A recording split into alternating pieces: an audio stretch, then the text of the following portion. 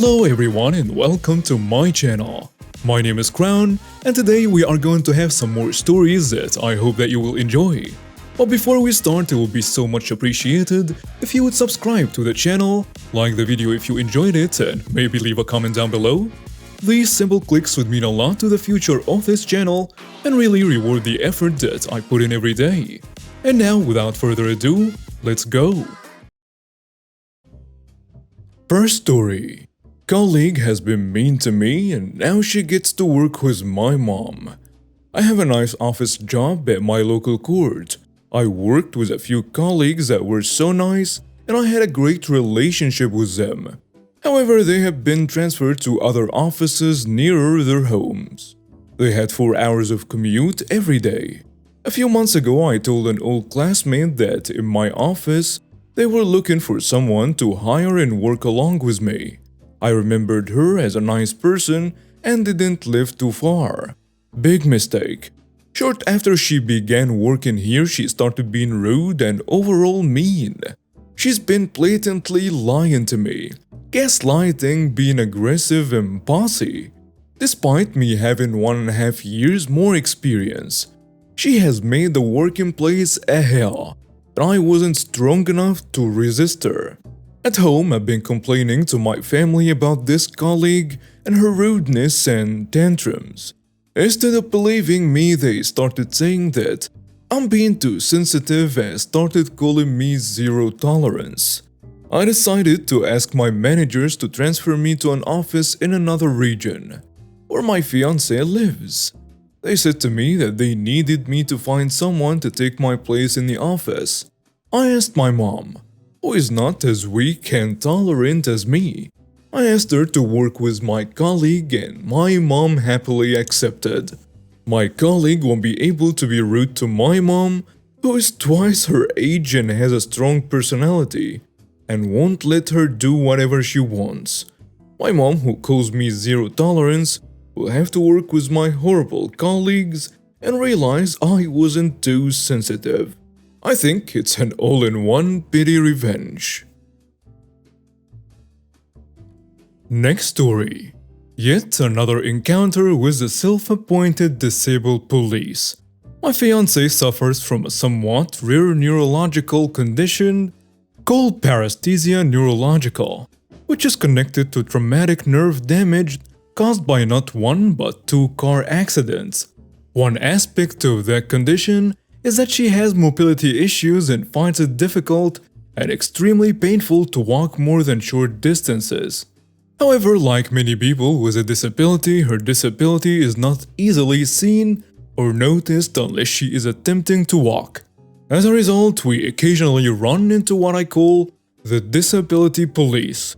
The most common occurrence is when I'm driving the car with her in the front passenger seat, and I park the car in a marked disabled parking spot with a disabled parking tag hanging from the car's rear view mirror, and I get out of the car. They see me easily walking around the car to open the door for her and start screaming, "You're not disabled! You can't park in that disabled person parking spot!" Particularly when we go grocery shopping. We go to supermarkets that have powered scooters so that she can ride and drive around the store while shopping. On a recent visit to our local supermarket, I did what I usually do. I parked the car, went into the store, found a scooter with a fully charged battery, got on it and drove it out to our car so that she wouldn't have to walk from the parking lot into the store and get the cart herself. Normally this is not an issue, but this time some self-appointed disability police person saw me driving the scooter out to the parking lot and she started chasing after me screaming, "You're not disabled! I saw you walk into the store without any problem," and then screams, "Thief! Thief!" and that she was going to call the police. Knowing how things are in our little Cape Cod town, I just decided to park the scooter next to our car and told my fiancé to stay in the car. A police car pulled up and Miss Disability Police woman started telling the officer that I was not disabled, and that I had taken one of the scooters for disabled people who was attempting to steal it. The officer came over to our car and said hi X. Looked into the car and said hi Miss Y, my fiancée. By the way, thanks for the cookies you baked and brought over to the police station last week. We really loved them. Miss Disability Police Woman's mouth dropped open, and when the police officer helped her out of the car and onto the scooter, it looked like she wanted to crawl into a hole somewhere and just hide. The police officer then turned to her, and in a voice a parent might use on a misbehaving bratty child said, "Miss, I suggest you go somewhere else. Mind your own business and stop harassing my friends." And she scurried off, got into her car, and she left. My fiancé loves to bake and cook and often bakes cookies and brownies and drops them off at the local police station for the police and at the local firehouse for the firemen. She doesn't consider it a bribe, but considers it just being a good neighbor and realizes that our local police and firemen do not get paid a big salary or get properly appreciated. Next story. Crazy old Karen thinks I'm carrying illegal drugs, then harasses me and calls the police. Background. I live in a small seaside town. There are many back alleys behind the houses which are a little sketchy, but I can use them to cut a 1-hour journey into a half-hour journey. I have to access my bike shed in the alley behind my house. On this day, I was in the back alley behind my house with my bike. The story. I was taking my bike down the back lane, and I saw this old woman. Doesn't look like a Karen at all, just looks like a grandma. And I keep going down the lane, however, she starts shouting at me. I instantly recognized her as a Karen because I have spent most of my year on this subreddit. I'm a really nice kid, but I have a really hot head. As she approaches me, I say, "What the hell are you doing?" in an irritated voice. She says, "You're buying drugs. Give them to me." I have no idea why she thought I was buying drugs.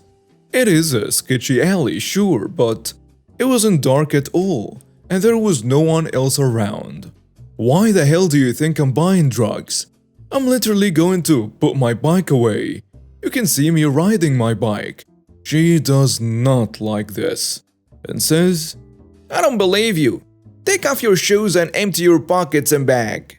I say hell no. I'm not taking my shoes off for a start. The ground is really wet and the alley is covered in broken glass. And anyway, do you have a search warrant? Karen then says, "Of course I have a search warrant, so give me your bag." Now I see what this is about. She wants my phone, which by the way I don't even have on me. But I guess she thought it was in the bag. Okay, I say, "Show me your search warrant." Karen replies with, "No, give me your bag." I'm pretty exhausted by now, so I say, "Go away, you old Karen. I'm not giving you my bag." "Fine. Where do you live? I want to talk to your parents." Me wanting to see this Karen get absolutely destroyed, I showed her where I lived. When my dad opens the door, she starts shouting, "Your child assaulted me and is carrying drugs." My dad actually believes her, but I convince him to check the security footage we've had recording the alley from our tree. We had a security camera hidden in our tree because a few years ago our bike shed was broken into. We had a 1,000 pounds bike stolen. My dad checks the security footage. And what do you know? He sees the old Karen harassing me. He tells Karen to get the hell out. We thought we had heard the end of it. But now of course she actually went and called the police. The police show up with Karen, and the officer says to my dad, "Sir, we have heard that your son assaulted this lady and is in possession of illegal drugs." My dad gets me to explain what happened while he gets the security footage. The officer doesn't believe me. Naturally, who would be more likely to trust? A 12-year-old boy or a fully grown and a bit shrunk adult? But when my dad shows the officer the security footage, he understands what happened and says to Karen, "What is your name?" Karen gives what must have been a real name, because he finds that she already has a record of wasting police time. He tells her, "Please come with me, ma'am. You already had a warning on your record, and so you will have to come to the police station." Karen then screams in her highest, loudest, shrillest voice, "Pai assaulted me! He should give me his bag at least!" Then she actually hits me in the face. Not just a slap either, an actual punch. She made my lip bleed. The officer just handcuffs her and forces her into the police car. And I'm definitely planning on pressing charges. How do they get so crazy? Next story. Entitled "Band Teacher Changes My Whole School Schedule." First, a little background. Our band teacher in high school was entitled verbally abusive, would make sexual comments to all the girls, and encouraged hazing of new band student. I got fed up with the band after 10th grade and quit because I couldn't deal with that teacher anymore. Now the story. A summer between my junior and senior years of high school, I was out of the country for a camp and I arranged to sign up for my classes for senior year on the day that the freshmen were signing up. Because the day the seniors were signing up was the day I got back to the US. I got to school on my sign-up day with my proposed schedule all planned and an alternate one planned as well. Normal procedure for this process in the US public high schools. I walked up to the table, asked a staff member for my sign-up form, pre-printed with my name and other identifying information on it, and was absolutely shocked when she said, "Oh, it looks like you've signed up already." I said, "No, I haven't. I just got back from camp." She said, "Well then, someone else must have done it for you. How nice of them." I corrected her because no one else would have signed me up for classes with my permission. She printed out my schedule as it appeared on their computer, and all my classes were messed up. Every single one of them. I was furious. I demanded to know who did that, who had access to their computers, who could have changed everything like that and scheduled me without anyone noticing. And she said there was no way to know who was responsible. I started crying, right there in the hallway. I sat down at the table and looked closer at my schedule. I saw that the band was on the schedule, and that was the reason everything was wonky. Because that meant that I couldn't get into any of the classes I needed to take to graduate. Right then and there, I knew exactly who was responsible. Just as I figured that out, the band teacher came walking out of the office. I walked straight up to him as he was talking with two band students who I knew, shoved my schedule in his face and said, "I know you were the one who did this. Why? How dare you schedule me for my classes when you don't even know me and I'm not even your student anymore? Haven't been for a year." I think he was shocked that I was yelling at him in front of everyone and confronting him in public, but I didn't care at all. He actually admitted that he'd done it. "Oh, I thought it was another student." There was only one person with my same first and last name in the whole school. I told him that he was never to talk to me again, mess with anything official of mine, or get anyone else to, or I would get the principal and vice principal involved, who already knew about all his bad behavior. Thankfully, I was able to schedule every class I wanted to, because all the classes I wanted as my first choice schedule were still available. Next story. Finally got to tell a young customer how every clerk felt about assisting them. This happened a few years ago, but it felt oh so satisfying. For a period of time, I worked for a New England-based hardware/home and garden store. We had a customer that was the most impolite individual, definitely thought of retail people as lower than himself, and treated every clerk with contempt. Well, my course had changed and I moved on from said job and was working as a carpenter and was in that location to buy something for a project I was working on. The uniform at the store was a dark green polo and a dark green fleece as a cover-up. I'm a woodsy guy. Almost all my clothes are brown, tan, dark, black, green, and this day I happen to be wearing dark brown pants with a dark green sweatshirt from a local building supply company.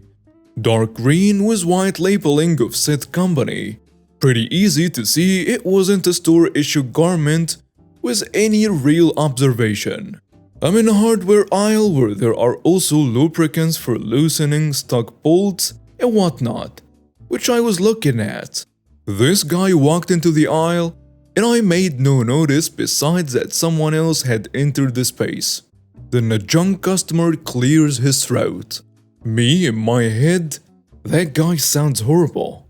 He clears his throat again. Excuse me. Oh, sorry. Thinking I'm blocking the shelving he needs something off and moving over. No, you're supposed to help me. No, I'm not. I no longer work for this company. That's nonsense. I see you here regularly. You're even wearing a uniform.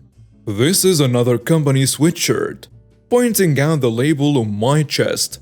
I haven't worked here for almost a year, and the reason I'm in here regularly is because, like you, it's the closest hardware store to my house. Well, you're going to help me anyway, because you know stuff about what I need. Nope. In no way is that happening. I didn't get paid enough when I did work here to put up with your bad attitude. And now that I'm not making any money for this interaction, I'm definitely not putting up with it. I'm going to tell the store manager about this. And she's going to do what exactly? Hold your hand and tell you it'll be okay? She doesn't hold sway over me or my actions in this moment. So good luck with that. I can't believe how rude you are. Oh, that's rich. Are you really that self-unaware? Have you ever not actually thought about why, when I did work here, I was the only one to help you? I'll clue you in. It was because no one else wanted to, and I wanted to keep them from your condescending and entitled attitude. Now about this time the store manager had come around to find me as we have a good relationship and wanted to catch up. She heard a decent amount of what was said on the way over. As she walks into the aisle, the customer turns to her and says, "Your so-called former employee is verbally abusing me and says that no one ever wants to help me because I'm a jerk." Well, the store manager does not have much of a filter and responds with, "Well, he is a former employee and hasn't worked here for nearly a year. And frankly, he's not wrong."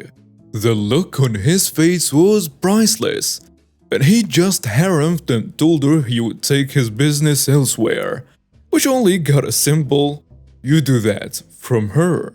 We had a good laugh, and the vindication from her, coupled with the opportunity to say what I did, was just fantastic.